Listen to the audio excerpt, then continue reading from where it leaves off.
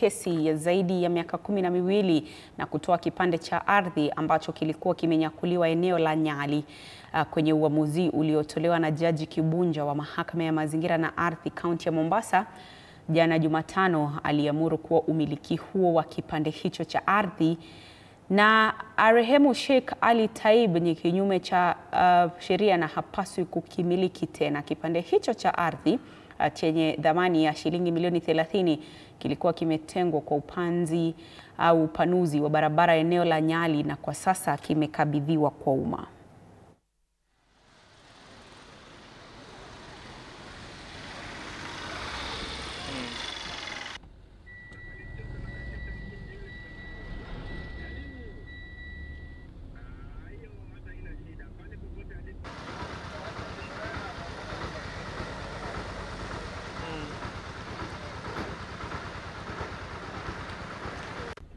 Nishapandisha kioo uzuri.